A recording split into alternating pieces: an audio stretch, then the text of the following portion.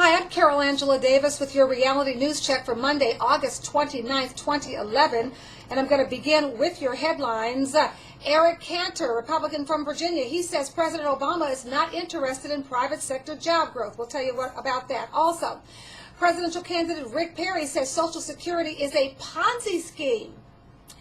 He says it's a monstrous lie. We'll tell you about that. Then the United Nations says the U.S. criminalization of the homeless is in violation of international human rights. And then also today, and finally today, the secret and unfair work of the U.S. Federal Reserve Bank in this them versus us economy that we now live in.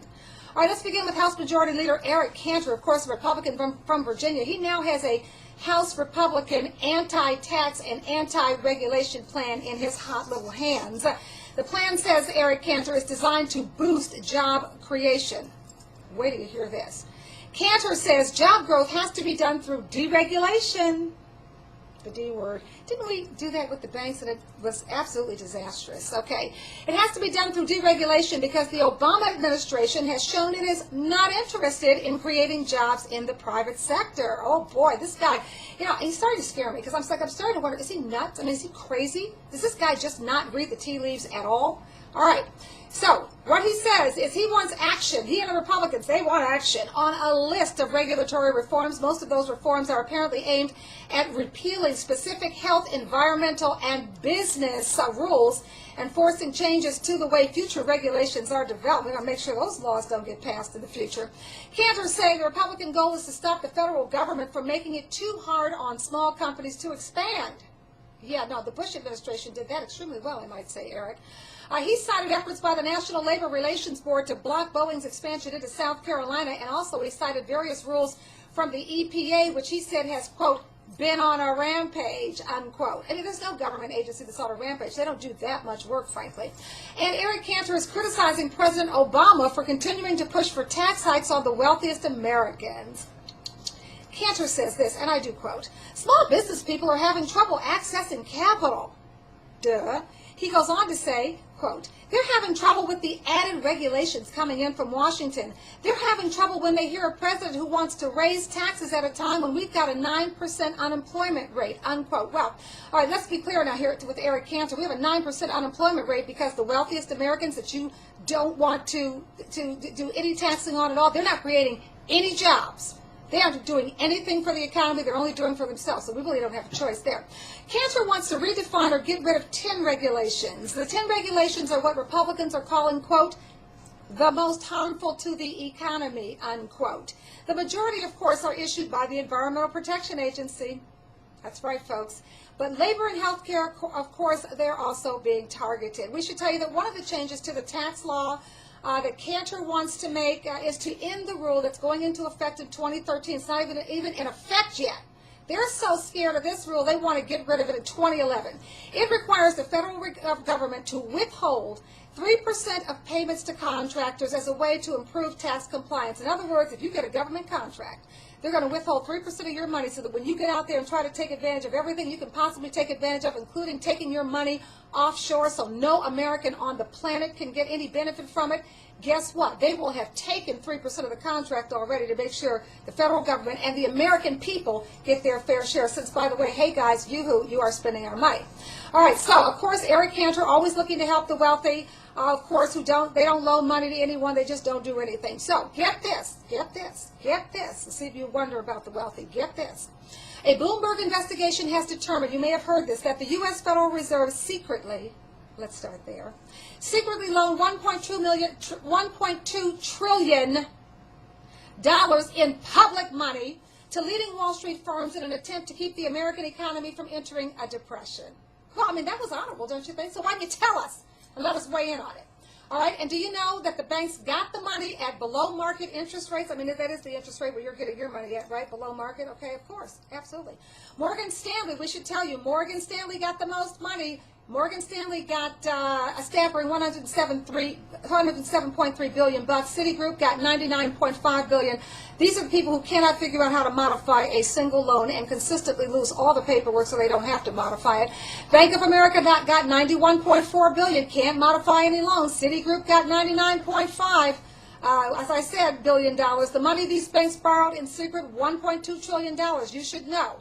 It is more than the gross domestic products of all but 12 of the world's countries. But worse than that, folks, it is also about the same as U.S. homeowners owe on the 6.5 million delinquent and foreclosed mortgages across the nation. They could have given that to the people. They could have made those mortgages whole. They could have refinanced that people so that they pay back all the money. We're not saying give them a break.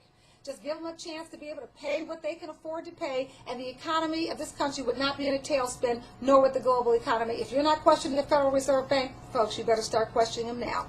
In the race for the presidency, it's another on and on and on. For the presidency, Republican candidate Rick Perry calling Social Security a monstrous lie, likening Social Security to a Ponzi scheme.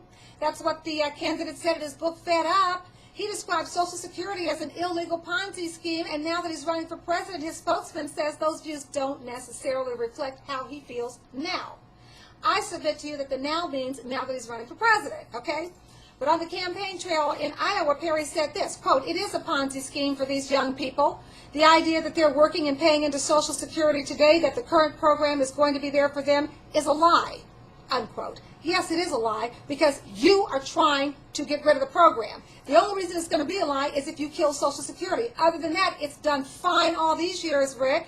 And if we just are careful with the way we spend the money, then it'll be fine, just like any other bank account. He says, he goes on, quote, "It's a monstrous lie on this generation, and we can't do that to them, excuse me," unquote. And that, folks, is only because he's planning to kill or try to kill Social Security. So please, whatever you do, don't drink the Rick Perry Kool-Aid. You'll be dead in minutes. In international news, Lockerbie bomber Abdel Basset al-Megrahi reportedly comatose and near death from cancer. He is in his home, his luxury home, we should say, in Tripoli. He is hooked up to life support. He is the former Libyan intelligence officer said to be the last man alive, possibly, who knows precisely who in the Libyan government authorized the bombing of Pan Am flight, you know, the flight that was bombed over Lockerbie, Scotland, and killed 270 people. Meanwhile, from Libya, reports out are saying that forces commanded by Gaddafi's son, Kamas, killed an estimated 150 captive civilians. Apparently, this happened while the Gaddafi forces were retreating, and reportedly the deaths were done by throwing grenades into places, spraying bullets into a building full of men that they had told they were going to be released. You should also know that rebel fighters that were picking through the Gaddafi compound found a horribly disfigured Ethiopian maid. She apparently cared for the children of Gaddafi's son, Hannibal. The maid told CNN that Hannibal, Gaddafi's wife, Aline, twice got mad at her and expressed this by scalding her with boiling water, then refusing to get her medical attention, leaving her scalp and face covered in a mosaic of scars and raw wounds. Let's go on to the United Nations. It says the United States is criminalizing the homeless, and this is a clear violation of international human rights standards. They are saying it violates the Universal Declaration of Human Rights and the International Covenant on Economic, Social, and Cultural Rights. So both say that safe drinking water and restrooms are considered basic human rights. And folks, a lot of our homeless people are getting arrested for seeking just that. Unfortunately, here in the U.S., harsh crackdowns on the homeless are often seen as solutions to the homeless problem in many cities.